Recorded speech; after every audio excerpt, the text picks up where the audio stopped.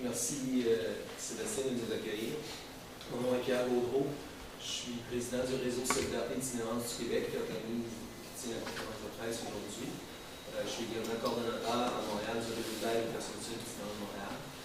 À ma gauche, il y a Mme Véronique Pivon, qui est la ministre déléguée aux services sociaux et responsable de la protection de la jeunesse. Et avec le docteur, M. Marco Carpintero, qui est coordonnateur de la itinérance de la Rive-Sud. Aujourd'hui, on a voulu lancer un cri d'alarme concernant l'avenir du financement fédéral au niveau de l'itinérance. Ce n'est pas la première fois qu'on est là-dessus, on est de plus en plus inquiets. Je vais y revenir sur notre inquiétude et sur les actions qui sont en cours et d'autres qui seront menées bientôt. Mais dans un premier temps, je vais laisser la ministre exprimer la position du gouvernement du Québec sur le sujet. Alors, merci beaucoup, M. Gaudreau. Merci de l'accueil et bonjour à tous. Merci d'être présent. C'est très important pour moi d'être ici aujourd'hui au gouvernement du Québec aux côtés du milieu communautaire dans ce début de semaine de mobilisation pour démontrer que le gouvernement du Québec et les intervenants sur le terrain dénoncent d'une seule et unique voix le changement d'orientation annoncé dans le dernier budget fédéral en matière d'itinérance. Nous apprenions en effet au printemps que le gouvernement fédéral modifiait unilatéralement la stratégie des partenariats de lutte contre l'itinérance, connue sous le nom de l'ASPI, sans consultation préalable du Québec, passant d'une approche qui permettait aux collectivités de déterminer elles-mêmes leurs priorités et leurs actions à une approche rigide où un seul et unique modèle d'intervention appelé le logement d'abord serait favorisé. Donc, d'une approche où les orientations québécoises pourraient être respectées et les projets à financer déterminés par le milieu, à une approche qui viserait désormais à imposer une seule vision et des priorités non établies par le milieu directement concerné. Les autres intervenants qui sont à mes côtés vont pouvoir vous expliquer davantage en quoi consiste concrètement l'approche du logement d'abord, mais disons en résumé qu'elle ne vise qu'une seule forme d'intervention, soit celle d'offrir aux itinérants un logement, et ce dans une formule prédéterminée avec un cadre fortement normé.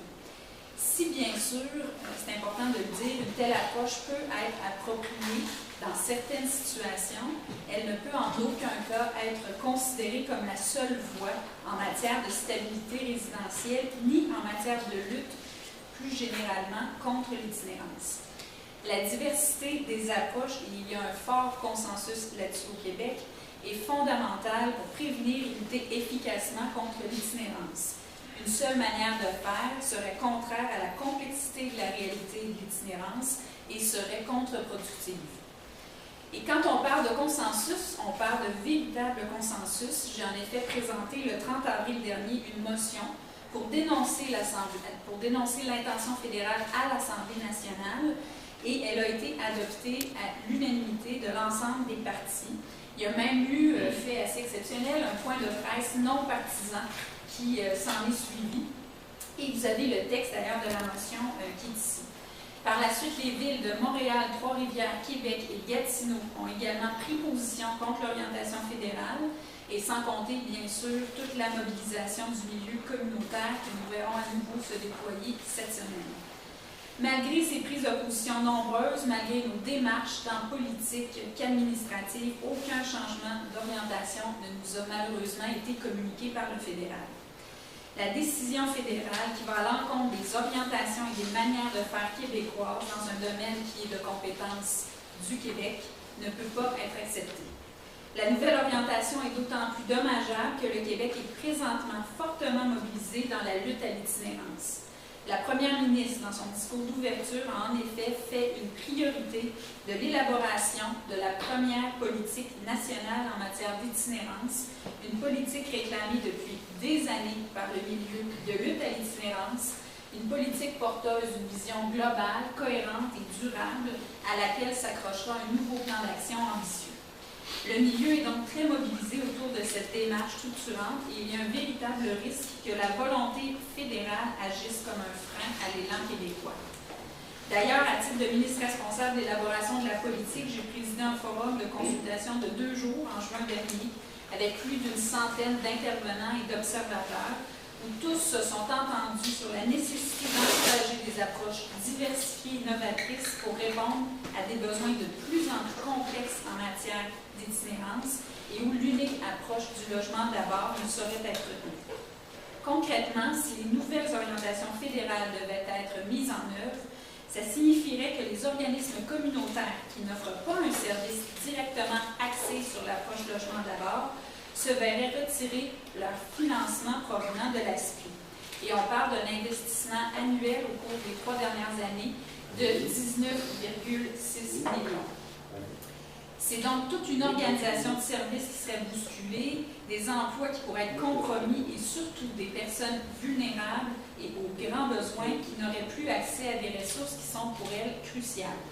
Ça pourrait vouloir dire par exemple la fin de financement de projets liés au refuge, à des centres de jour comme celui dans lequel on se trouve aujourd'hui, de travail de rue, de suivi post-hébergement, de dépannage alimentaire, d'action de réinsertion sociale et professionnelle, de défense de droits. Les intervenants, évidemment, pourront vous en dire bien davantage, mais déjà une recension préliminaire auprès des 4 agences des principales régions concernées sonne l'alarme. Le Québec est donc très inquiet à l'heure actuelle. Notre position est claire, connue et consensuelle. Nous souhaitons un renouvellement de l'ASPI dans le respect des orientations québécoises, donc en sous-tendant la nécessité d'une diversité d'approches.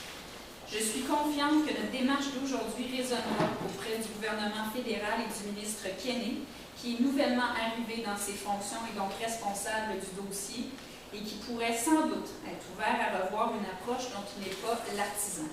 Il n'y a aucune raison que nous ne soyons pas attendus et pas respectés dans nos manières de faire. Nous lui demandons donc de revoir rapidement l'approche annoncée au printemps dernier pour le plus grand bien des personnes itinérantes et de celles qui pourraient être à risque de le devenir, parce que c'est elles qui souffriront en premier du changement d'approche. Je vais donc maintenant céder la parole à M. Gaudreault du Rassemblement Solidarité Itinérance du Québec, qui, bien sûr, pourra expliquer beaucoup plus concrètement avec ses partenaires du milieu communautaire les effets du changement d'approche fédérale. On va juste bouger le micro, s'il vous plaît. Je vais juste placer le micro vers vous. Le mien aussi. Merci. On est à 200 jours de la fin du financement fédéral actuellement octroyé au milieu à des organismes à Longueuil, Montréal, la Naudière, qui est représenté ici et au Pas-de-la-Ville. Au Québec, l'ASPI, c'est actuellement 20 millions de dollars par année, qui est très utile au milieu.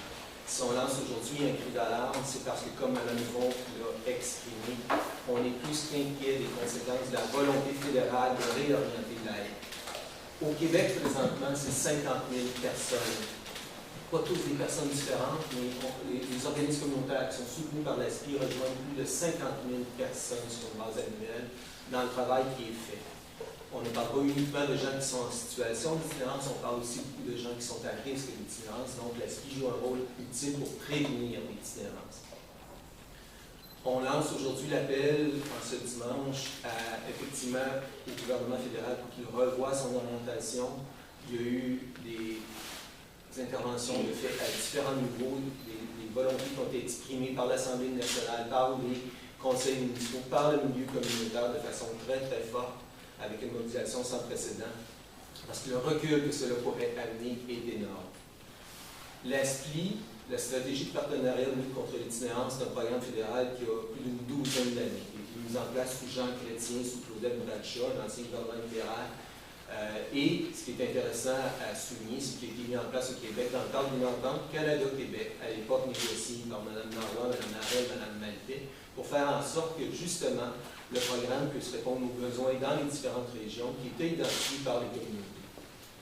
Donc, c'est un programme qui s'est déployé dans une 12aine de régions au Québec, et c'est toujours les mêmes 12 régions, des grands centres urbains, des moyens centres urbains. Ici, on parle évidemment Longueuil, mais aussi des régions comme Provence, Trois-Rivières, le Saguenay, la Naudière, Laval, qui bénéficient de cette aide-là. Cette aide-là, elle fait un travail dans les organismes, on va en parler comme ici, dans les centres de jour, dans les hébergements d'urgence, dans les ressources en santé mentale, en toxicomanie. Ce programme-là aussi, à Montréal, comme dans plusieurs autres régions, c'était le cas à Laval récemment, a contribué à développer les ressources en refuge. Laval qui n'existait pas et qui répondait aux besoins. Donc, c'est un programme qui permet une diversité de réponses avec la limite du budget qui est trop restreinte, mais c'est un programme très utile. Ce qu'on demande tout simplement au gouvernement fédéral, c'est de maintenir un programme qui fonctionne. Il ne peut pas y avoir uniquement une seule réponse d'apporter, que ce soit uniquement d'intervention, uniquement du logement ou uniquement du Housing First. Le Housing First, pour nous, c'est une réponse qui peut être apportée effectivement au niveau de l'itinérance, une réponse qui vise les gens en situation d'itinérance chronique, les gens qui ont des problèmes de santé mentale sévères. Or, ce ne sont pas toutes les personnes qui sont dans cette situation-là au niveau de l'itinérance, qui sont à risque d'itinérance, et de leur offrir un logement privé avec un suivi, un modèle qui est assez important. Ce n'est pas la seule réponse qui peut être apportée, même pour ces gens-là. Le logement social avec soutien communautaire, dans plusieurs régions, s'est développé pour répondre à des besoins des gens en situation d'itinérance.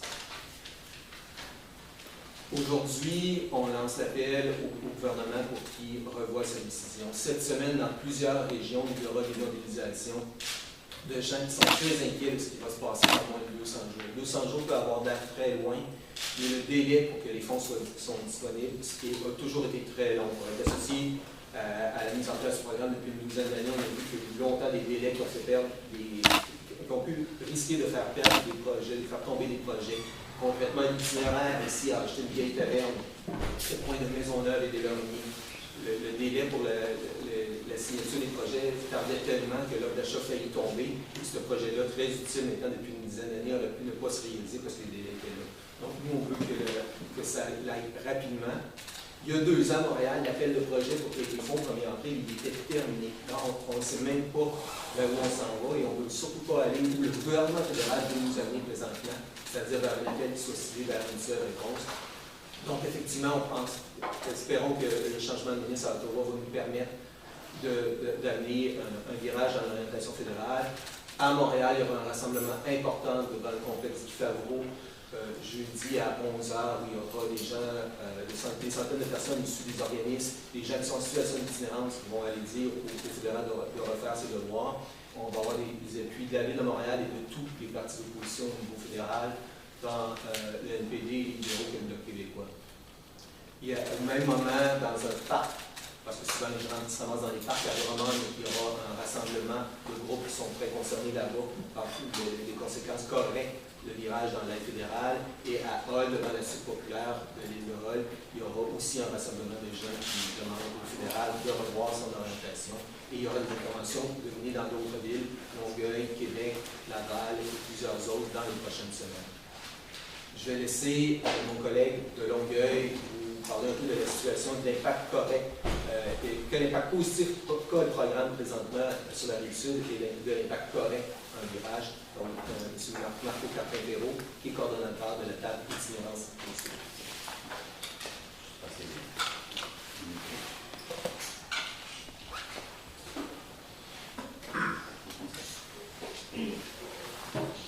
Alors, bonjour tout le monde. Moi, je représente le regroupement de la table itinérante Rive-Sud. C'est un regroupement de concertation. Il y en a 23 organismes institutionnels et communautaires qui travaillent pour l'itinérance sur le territoire de la Rive-Sud. La table, en telle, elle existe depuis 10 ans.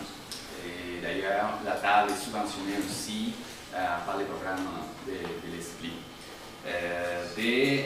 Du regroupement qu'on a déjà essayé pour réussir aussi les regrouper. Le regroupement avec les différents groupes institutionnels et communautaires. Il y en a 23 groupes communautaires institutionnels, puis il y en a 28 postes subventionnés par l'Esprit. De ces 28 postes, on voit des organismes qui ont des fois un poste, 2 postes, mais il y a aussi des autres organismes qui sont subventionnés par la totalité au niveau de l'intervention par l'Esprit. Donc, c'est sûr qu'il y en a différents degrés de préoccupation. Puis c'est pour ça qu'on est ici. On est très inquiet du fait qu'on n'a pas encore des réponses concrètes. Déjà, on sait qu'il y a un changement dans les orientations du programme. Mais qu'est-ce que ça veut dire concrètement? C'est ça qu'on essaie de chercher. C'est pour ça qu'on travaille très fort avec le regroupement national du réseau. vais pas vous expliquer chaque cas des organismes qui sont subventionnés par les programmes SPLI. Je vais ça juste vous donner un ou deux exemples, juste pour vous donner une idée de c'est quoi la réalité pour ces organismes qui sont là 365 jours disponibles pour les personnes itinérants sur la rive sud. Donc, juste pour vous expliquer les cas concrets de la maison refuge pour les femmes itinérantes, la maison Elisabeth Bergeron. Une maison qui est là depuis près de 7 ans, qui voit toute l'équipe d'intervention qui est subventionnée au total par l'esprit. Ça veut dire quoi? Ça veut dire que si l'esprit change, comme on avait déjà entendu, au niveau des orientations, on a un vrai risque de fermer la maison pour les femmes. Il n'y a plus d'esprit, c'est sûr qu'on doit fermer l'organisme. Et puis, c'est un organisme qui s'est développé pendant les années. Puis, il a personnalisé, ou adapté les besoins puis les services pour les femmes itinérantes sur la rive sud. Donc, on a déjà un enjeu très critique à ce niveau-là. Même chose pour notre refuge pour les hommes 18 et plus, la vie de la rive sud. Il y en a 4 postes qui sont subventionnés par l'esprit. Ça veut dire quoi? Même chose, il va y avoir une coupure des volets, des citernements qui sont plus là, un service des jours qui sera plus disponible pour les personnes itinérantes. Donc, on voit qu'il y a vraiment un enjeu important pour le recrutement de la table. Je parle de la région de la Rive-Sud. Je travaille aussi beaucoup avec mes collègues de la Montérégie et ils sont dans la même situation. Ils ont des services qui sont précaires et ce qui arrive, c'est que si on coupe en plus l'esprit, c'est sûr qu'ils vont être encore plus dans la précarité lui-même. Moi, j'aimerais ça remercier le gouvernement provincial, nos alliés, et nos collègues et nos amis de l'appui qu'on a reçu pour maintenir ces programmes généralistes. Et puis, c'est sûr que nous, on ne va pas lâcher. On a aussi un événement qui s'en vient public à la fin septembre, puis on va continuer aussi, nous, avec notre campagne. Donc, merci beaucoup à tout le monde. Merci Marco. Avant de laisser la parole à Sébastien Paillard, le directeur du poste de la rue. Il y a un élément que l'intervention de M. Carpentero sur la Rive-Sud permet de soulever et de ramener, c'est l'accroissement de l'itinérance au Québec. Dans quelques semaines, va être souligné la nuit des sans-abri. Malheureusement, le phénomène est en accroissement dans un grand nombre de régions. À Montréal, cet hiver, comme 5e année consécutive, les refuges courantes ont accueilli davantage de personnes. On parle d'une augmentation de 20% sur 5 ans, qui sont des unités qui ont été offertes. Quand on parle de l'unité dans les refuges, on ne parle pas de la croissance économique, c'est pas des unités des hôtels dans les grands hôtels dont on peut se réjouir, c'est l'augmentation de la détresse, de la misère, c'est une augmentation des réponses qui sont apportées, puis ça on le voit dans beaucoup d'autres régions dans le Québec. Et puis surtout pas le temps que le fédéral revoit une orientation, un financement qui pourtant fonctionne bien, et là-dessus, justement, je vais laisser M. Paillard parler de l'exemple du Pas de la rue où nous sommes. Merci Pierre. Donc, le Pas de la rue où vous vous trouvez aujourd'hui, c'est un organisme qui existe depuis une quinzaine d'années. Et notre mission à nous, c'est d'accueillir et d'aider des personnes âgées de 55 ans et plus, hommes et femmes, qui vivent une situation d'itinérance ou qui sont à risque d'itinérance. Et qui présentent une diversité de parcours et qui présentent une diversité de situations. Nous, pour répondre à cette situation-là, on a 5 volets de soutien. On a de l'intervention de proximité directement dans la rue et dans le milieu.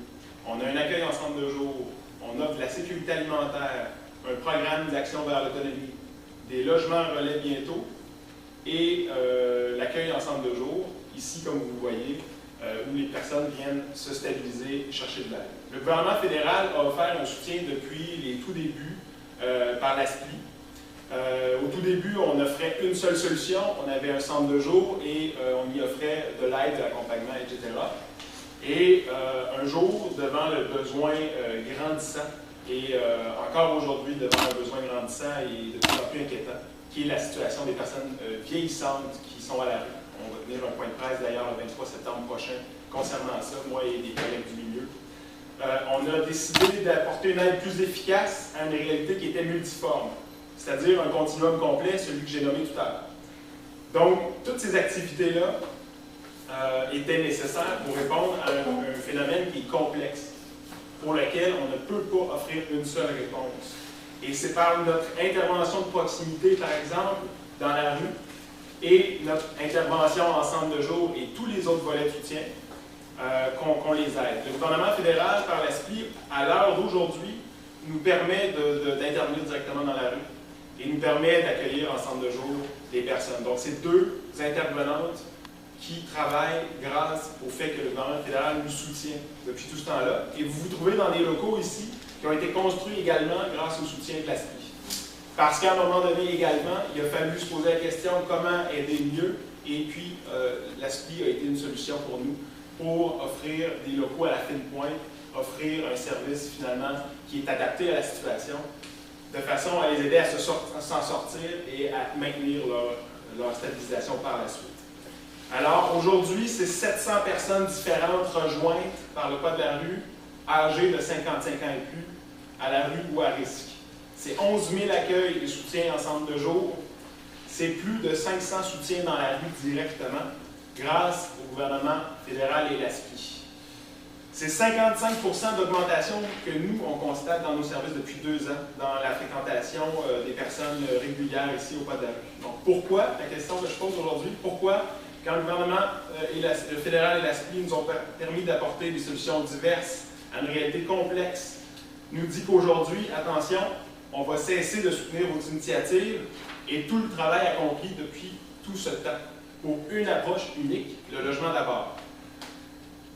Ma question là-dedans, c'est d'où viendra l'accompagnement communautaire essentiel à cette approche qui n'en est qu'une, qui est le logement d'abord, si ce n'est de toutes ces initiatives qu'il y a dans le milieu, comme le pas de la rue. En avril 2014, donc dans moins de 200 jours, la question que je vous pose, la question qu'on se pose ici pour nos hommes et femmes âgés en itinérance, c'est qu'est-ce qui va se passer pour ces 800 personnes qu'on rejoint au pas de la rue et pour tous les autres citoyens qui vivent une situation semblable. Alors, merci Sébastien pour cette démonstration éloquente de l'utilité du financement fédéral en itinérance. Juste vous dire, juste autour d'ici, je parlais de l'itinéraire qui est à 3-4 blocs. Il y a aussi le groupe Itinérance Travail qui a, grâce au même financement fédéral, pu acquérir un bâtiment juste à côté, ici en espace, dans le complexe, où il offre un service davantage d'insertion en emploi, de programme. Très utile, c'est un groupe qu'on a créé au RAPSIM avec la Maison du Père. Dans le même complexe, ici à côté, aussi, il y a En Marche 12-17 qui vient en aide aux jeunes de la rue et qui a pu, lui, s'installer, améliorer ses installations. Il était dans une maison de chambre insalubre que la ville ne fermait pas pour qu'il n'y ait pas de place, mais maintenant ils ont des belles installations et il offre aussi du logement de transition pour des gens qui sont à la rue. Donc, ces exemples-là, ils sont très nombreux. On parle d'une 50aine d'organismes à Montréal, de plus de 300 au total au Québec, qui sont soutenus grâce à l'ASPI pour de l'intervention, pour des mobilisations, pour des réponses aux différentes réalités en itinérance. Sur le site du RAPSIM, il y a une douzaine de nos membres qui ont témoigné justement de l'importance de l'ASPI pour eux dans des cours vidéo qu'ils ont fait avec le téléphone très modestement et qui sont très parlants. On peut parler du sac à dos, oui, à Montréal, où les gens peuvent recevoir un chèque d'aide sociale. Il y a 1500 personnes qui sont soutenues là grâce, entre autres, à l'ASPI pour que les gens puissent avoir accès à un chèque, mais plus que ça, pour puissent faire des démarches, avoir une boîte aux lettres, recevoir du courrier. Et cet organisme-là aussi a pu acquérir une maison de chambre pour la transformer en logement social pour apporter quelques réponses, évidemment pas pour les 1500 personnes, mais contribuer à ce qu'il y ait des réponses permanentes. Comme le constitue justement le logement social et le soutien communautaire que finance le gouvernement du Québec et la Ville de Montréal. Il y a une réponse qui est là qu'il faut faire davantage. Donc, c'est le message qu'on apporte aujourd'hui avec le point de presse qui lance une série d'actions qui vont être menées. Et comme le disait Mme Yvon, on espère une réponse très rapidement parce que le 1er avril va bien trop vite pour les 800 personnes ici, pour plus ou moins 50 000 au Québec. On passerait une période de questions de groupe s'il y en a, et très rapidement après, on pourra faire des entrevues individuelles, les 4 personnes, incluant en anglais pour plusieurs d'entre nous. Donc, s'il y a une question générale pour le groupe, Mme Yvon ou moi-même, les autres personnes. Monsieur? Oui, déjà pièce sur la métro. Vous voulez que le gouvernement fédéral maintienne le programme tel qu'il est. Vous parlez aussi d'une croissance de l'itinérance. Pourquoi est-ce qu'il y a une croissance si le programme marche aussi bien que vous mentionnez? La réponse qu'on donne à ça, c'est s'il n'y avait pas eu la situation dans les rues de Montréal, du Québec et du Canada serait bien pire, il y aurait davantage de gens. La situation des gens qui sont dans la rue serait pire. Le travail qui est fait, exemple ici, autour avec les 800 personnes, mais c'est le cas ailleurs aussi, permet de faire en sorte que des gens qui sont dans la rue ont un peu d'aide, permet de faire en sorte que des gens ne se retrouvent pas à la rue aussi. Il y a un gros rôle de prévention de l'itinérance avec le programme fédéral. Donc, s'il n'était pas là, la situation serait pire. Je donne l'exemple ici du sac à dos où il y a une intervention utile. On parle de gens qui n'avaient pas accès à un chèque. Maintenant, ils peuvent recevoir leur chèque d'aide sociale. Ils peuvent recevoir du courrier pour avoir des nouvelles. Des fois, tout le monde ne sont pas sans réseau de leurs amis, avoir des suivis, des services sociaux, des services médicaux, c'est très utile. Ils peuvent avoir des petits entrepôts pour garder un peu leurs fringues et leurs petits biens plutôt que de les perdre. Donc, leur situation est meilleure. Ça ne règle pas tout, c'est clair. On pense qu'il va y avoir des investissements plus importants du gouvernement fédéral, entre autres au niveau du logement social. Et Mme Yvon en a parlé, nous sommes très en demande aussi face au gouvernement du Québec pour qu'il y ait un financement accru du logement social, pour qu'il y ait des meilleurs programmes de réinsertion, des meilleurs programmes de revenus. Donc, l'ASPI ne change pas tout, mais si elle n'était pas là, ça serait pire. Serge Chapelle, le journal des marxistes-léninistes. Est-ce que le gouvernement, en mettant de l'avant son programme Housing First, a des considérations, mis de l'avant des considérations pour lesquelles il veut maintenir ce programme?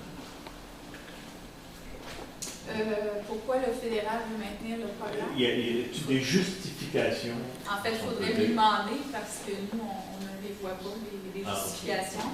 Il se base, de ce que je comprends, sur certaines études américaines. Mais évidemment, le modèle aux États-Unis, l'intervention en itinérance n'a rien à voir avec notre modèle ici au Québec, où le milieu communautaire est fortement mobilisé et très, très actif et partie prenante donc, du travail qui se fait en matière d'itinérance avec les gouvernements et les municipalités. Donc, c'est évident que si vous n'avez aucune autre approche et que vous avez une seule approche, là, ça va peut-être faire une différence, mais quand vous avez une diversité d'approches comme on a ici au Québec, qui respecte notre manière de voir les choses et qu'on voit la différence que ça peut faire au quotidien pour les personnes en situation d'itinérance, on ne veut pas mettre ça en péril. Juste un mot pour compléter, dans un article de la presse de novembre dernier, il y avait un titre qui nous a fait sursauter en milieu d'itinérance, c'est Diane Finley, qui était responsable du dossier pour le fédéral avant M. Kenny, veut plus de place pour le privé dans les programmes sociaux. Donc c'est un élément de réponse. Je pense que la vision de la part du gouvernement fédéral de privilégier certaines réponses qui ne sont pas celles qu'on privilégie au Québec, notamment. Mais il y a des gens au Canada aussi qui contestent ces orientations-là. On vous invite à le demander directement au fédéral parce qu'on n'a pas nous réussi à avoir les réponses. Peut-être que je mélange différents programmes, mais il y a quelques temps, on parlait, je crois que ça s'appelle Chez Soi. Donc, ça permettait à des itinérants d'avoir un logement. Et là, c'est la démarche, il y a eu beaucoup de choses positives qui ont été dites autour de ça. Et là, aujourd'hui, vous nous dites que le logement d'abord, c'est pas vraiment bon, est-ce que je comprends? Ou en fait, que le gouvernement ne comprend pas bien la diversité, on parle des particularités québécoises, mais... Tout à fait. Alors, le logement chez soi, je pense que c'est très important de l'expliquer. Oui, c'est un exemple de l'approche logement d'abord. Le gouvernement du Québec n'a été aucunement consulté quand le gouvernement fédéral a décidé de mettre en place ce projet pilote. Et je dois vous dire qu'on avait des réserves et qui sont maintenues parce qu'on voit c'est un projet pilote qui avait une durée fixe dans le temps de 3 ans.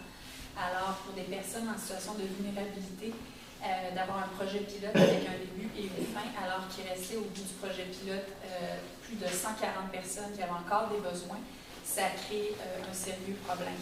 Évidemment, on n'a pas été consulté et on n'aurait pas recommandé qu'il y ait la mise sur pied d'un tel programme avec un début et une fin avec le logement privé, parce qu'au Québec, on a des approches. Le logement social est développé, Accès Logis, du soutien communautaire, avec nos équipes aussi, santé, services sociaux, CLSC.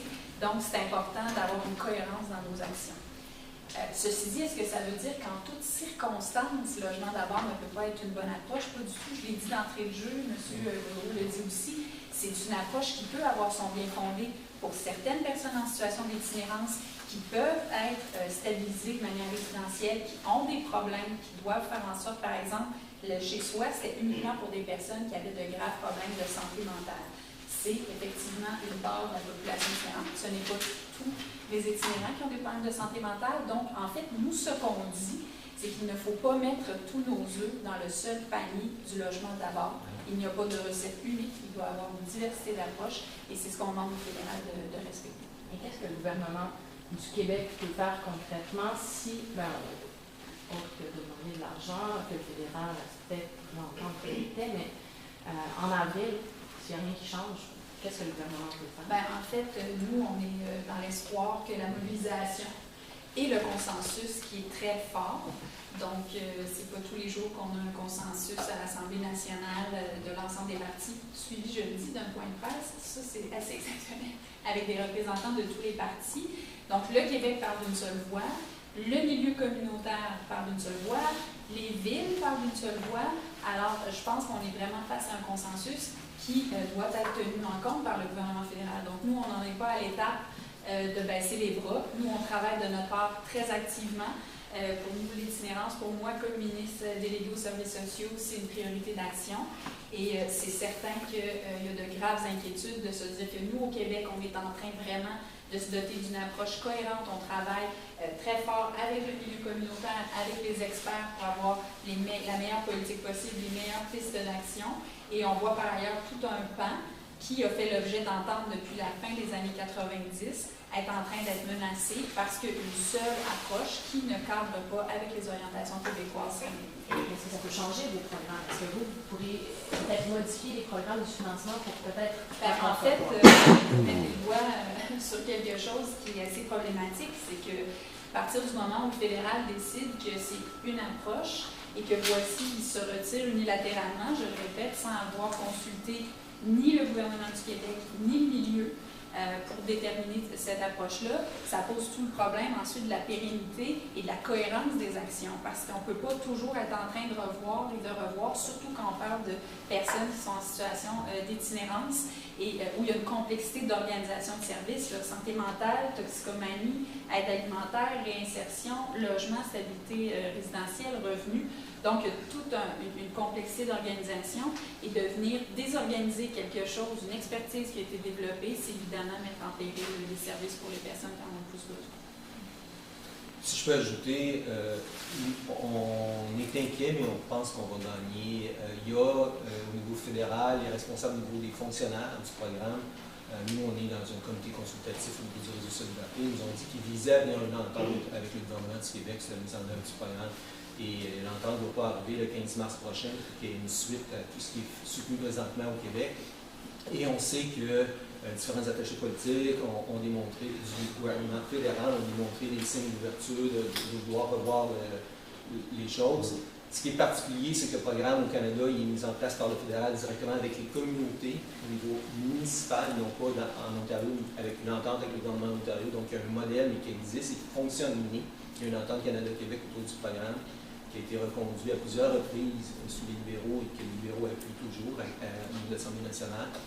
Donc, c'est un modèle. Nous, on dit, M. Kenny, passer à l'action rapidement. On est capable de plancher. Il y a des besoins énormes dans toutes les régions où l'ESPI apporte un soutien présentement pour maintenir et consolider les réponses. La question qu'on nous pose parfois, c'est est-ce que Québec va prendre la place? On demande déjà à Québec de financer davantage les logements sociaux. On demande déjà à Québec de financer davantage les organismes communautaires. La même ministre est interpellée par nos réseaux au niveau de l'augmentation du budget et on va continuer à le faire.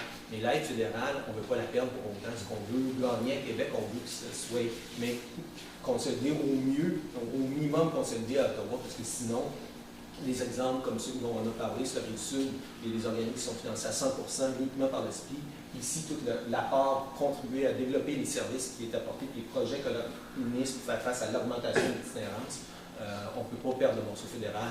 Et moi, quand je vois juste la bombe dire qu'il est prêt à se battre, ben, je suis content. Parce qu'il y a eu une sortie de la Ville de Québec cette semaine, et peut-être que c'est important de le souligner. Le Québec a réussi non seulement à avoir ses priorités et ses manières de faire respectées, mais à avoir une entente donc, de gouvernement à gouvernement pour s'assurer de ça. Et donc, c'est ça en ce moment qui est l'enjeu, c'est que ces priorités-là puissent être conservées à nouveau, d'où l'appel aujourd'hui au ministre Kenny et au gouvernement. Simple question. L'ASPLI étant un programme fédéral a été à grandeur du Canada. Est-ce que les coupeurs sont aussi à grandeur du Canada aussi? Ou c'est juste affecté de par le partenariat avec le Québec? Non, la coupure globale du budget était dans le budget Flaherty, on peut annoncer. De même que la volonté d'orienter le programme sur le Housing First avec le modèle du projet chez soi, c'est le texte du budget qui a été adopté. Donc, c'est une orientation qui est pan-canadienne, autant la coupe de budget que la volonté d'orienter vers une seule réponse. Et le réseau, et ça c'est le cas aussi au niveau du logement, au niveau des groupes de femmes, le réseau communautaire n'a pas les mêmes structures, la même articulation dans le reste du Canada, ni au niveau des provinces, ni au niveau pan-canadien, mais c'est pas unanime, les gens ne sont pas unanimes pour applaudir la décision fédérale d'orienter l'aide en itinérance vers une seule réponse, parce qu'il existe des groupes comme ceux dont on a parlé, ceux qui sont membres du réseau Solidarité, les 370 groupes. Ailleurs aussi au Canada, il n'y a pas juste une seule réponse qui peut être apportée et qui est apportée déjà là-bas, avec des modèles différents. Les gouvernements provinciaux jouent un rôle moins important dans le soutien aux organismes. C'est encore beaucoup un modèle charitable, un modèle qui passe par le privé, donc il y a des différences, mais il y a quand même toutes sortes de réponses. Et la révision fédérale va faire mal dans les autres provinces aussi. Et il y a des oppositions qui sont manifestées ailleurs aussi. Merci. On est disponible de tous les cas. Merci. Bonjour. Oui.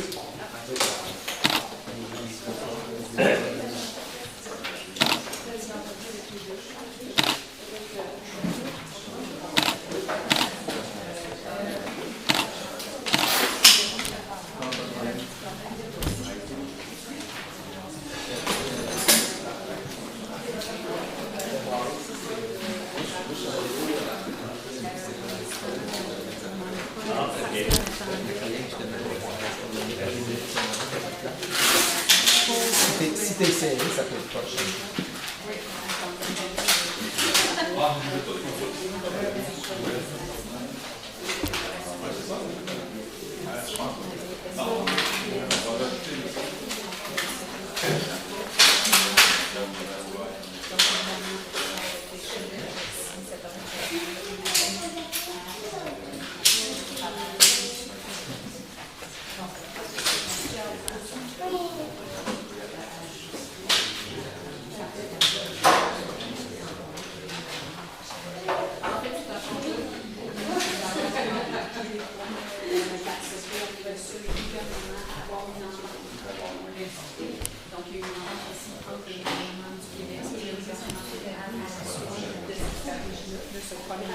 Alors que là, au Canada, c'est beaucoup les collectivités, donc les communautés, les municipalités, qui, à leur tour, interpellent le gouvernement, mais c'est pourquoi les autres gouvernements sont beaucoup moins mobilisés. Nous, ici au Québec, c'est très important de pouvoir parler directement avec le fédéral, s'assurer que l'orientation que nous avons de faire puisse être respectée, parce que l'organisation de la donc ça, c'est des noms. Le ban, le gouvernement, c'est pour ça que ce jour, on est à ça. C'est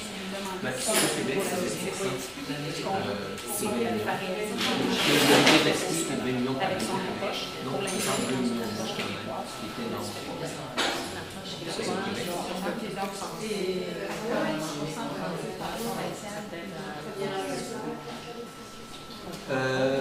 20 millions finance toutes sortes de choses. Dans les organismes, il y a également de